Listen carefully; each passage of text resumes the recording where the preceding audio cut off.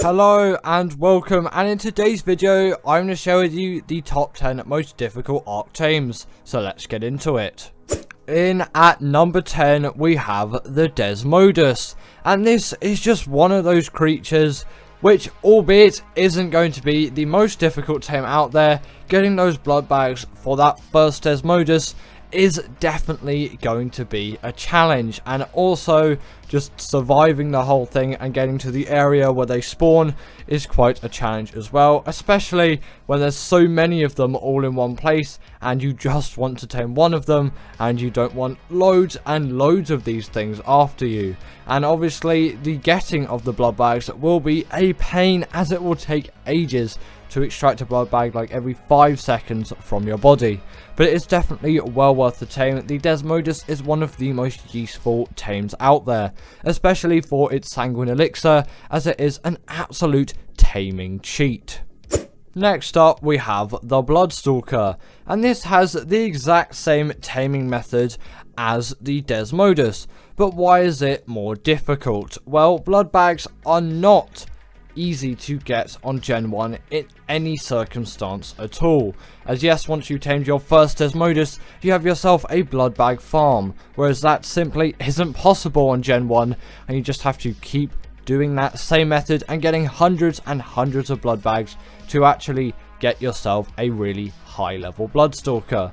And these are definitely essential on the Gen 1 map, as they are pretty much the only creature which you can use to get around, as flyers are banned on that map. And they're a pretty good shout on Arboration 2, as flyers also aren't allowed on that map, although you do have creatures like the Rock Drake, whereas on Gen 1 this is your only real creature which you can use to travel around at great speed, like the Rock Drake on Arboration.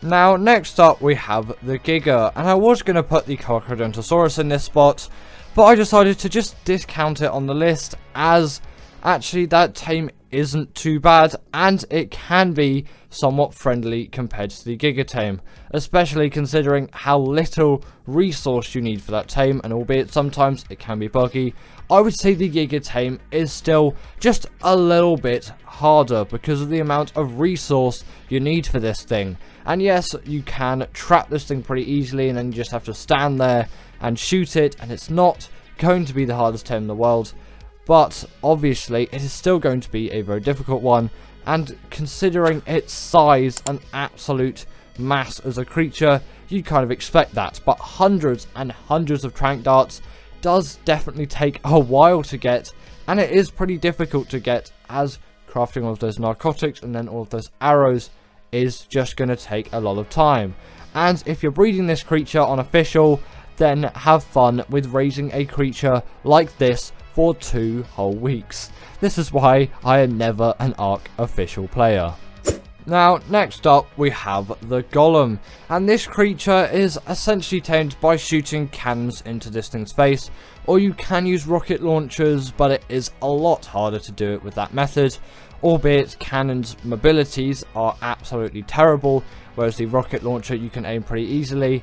It's just more difficult to actually get it to work with the rocket launcher for it to deal enough torpor before the creature actually dies, as the rocket launcher is more of an attacking weapon where no one, absolutely no one, is going to use the cannon to raid a base in a PvP scenario or anything like that. Rocket launchers with homing missiles will probably be used at some point, and they definitely are used to destroy metal bases, but not cannons. That is kind of more of a taming weapon which can be used to tame things like the Gollum and also creatures like the Amarosaurus as well. And it definitely does make the tame very difficult, as the cannons are hard to aim and very, very expensive. But it is well worth it, as these creatures are absolute beasts of scorched earth and they can tear through any creature that spawns on that map.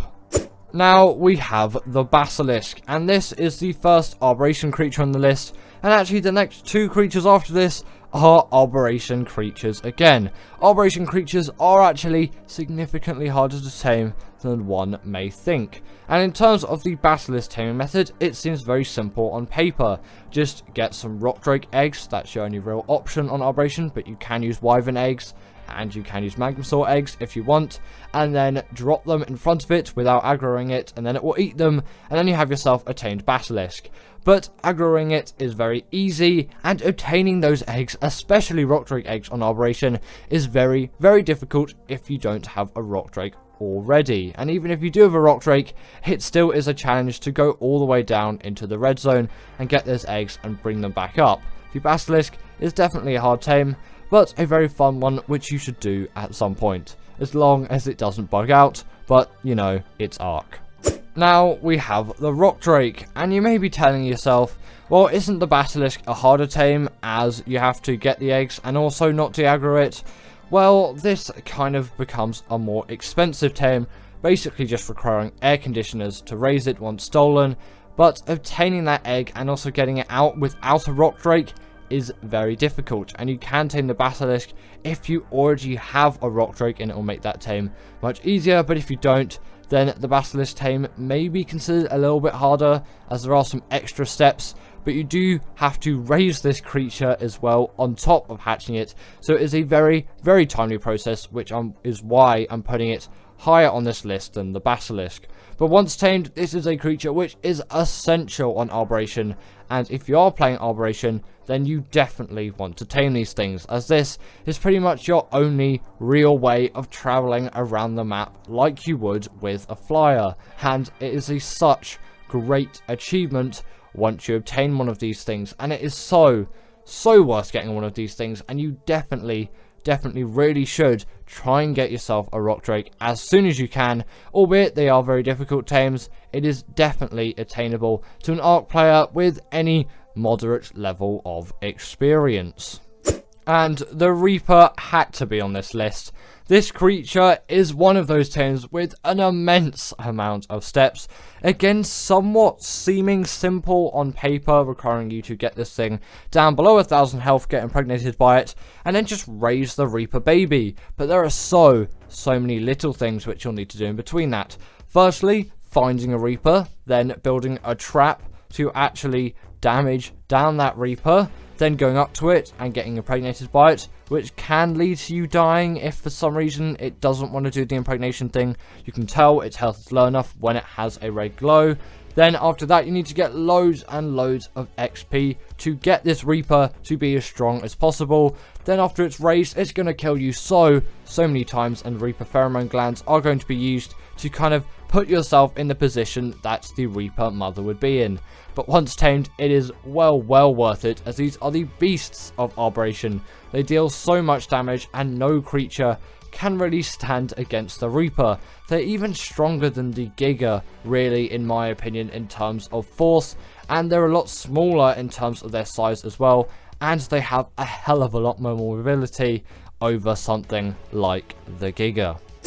In at number 3 is the Rhino Gnather, and these creatures are very irritating and difficult to tame, as their tame method just has a wealth of steps. And on ASE at the moment, and just into the future on ASE, you will just have a hard time finding these things on the island or Lost Island in any swamp biome, as they are incredibly rare. Whereas on ASA, the spawns are somewhat fixed, and they're really not difficult to find at all. So it's significantly harder on the older version of Ark due to their spawns, but you can always just raise your dino count, do the dino wipe command, or anything that helps the spawning of dinos, as long as you're on single players. The dino wipes command, if you wanted to know, is destroy wild dinos, if you didn't know that already. Don't just put destroy all dinos. I can't remember what it is. There's a command like destroy dinos. That will destroy your tamed dinos too, and you don't want to do that at all. So destroy wild dinos, and that is going to dino wipe all of the wild creatures on the map. And in terms of this thing's taming method, you'll want to kill a male Rhino Gnather to get its pheromone, which is a challenge in itself because they have a lot of health and they pack a punch in terms of damage. Then get a Bronto on all of those items which are on screen if you want 100% effectiveness. The Bronto isn't strictly necessary, just use any kind of large creature, but the Bronto is definitely the advised. Then really you want a net gun for this, so net gun it. And then after that, you're going to want to damage this thing down to a really low amount of health, as low as you possibly can. You may need to hit it a couple of extra times. I'm using Awesome Spyglass mod here, but that isn't on ASA at the moment, and so isn't the net gun, so you need to trap it in that case. And you can always use the magnifying glass if you don't have any kind of mods to see this thing's health. The torpor isn't really necessary. Then you're going to want to feed that pheromone into your Bronto, or whatever creature you're using in this case. I'm not sure what creatures can be used. The Bronto is definitely advised. Then afterwards it will come out of its kind of net trap, and then it will impregnate your dino, which is where you want to feed it all of those resources. Then it will collapse over and your Rhino Ganatha baby will be born. In at number 2 is the Shadowmane, and this creature really seems like a very simple tame on paper, but in fact it isn't at all. This creature just has a wealth of things which can go wrong with it. Namely that this creature will just like to aggro onto everything, and you're going to need things like Gilly and probably a trap as well to do this fully successfully, or at least with the most amount of ease. And then getting the fish at the right size as well can just be a challenge in itself, because you know, Ark is Ark. But before we get into number 1, I just want to list a couple of quick honourable mentions which didn't make it onto the list. The Troodon has to be mentioned on this list, so does the Carcharodontosaurus, the Noglin, the Astrocetus, the Astrodelphis, the Titanosaur, all of the Titans which you'll find on Extinction, the Managama, and the Hesperornis, all having their own varying difficulties in taming methods. So let's get into that number 1 spot.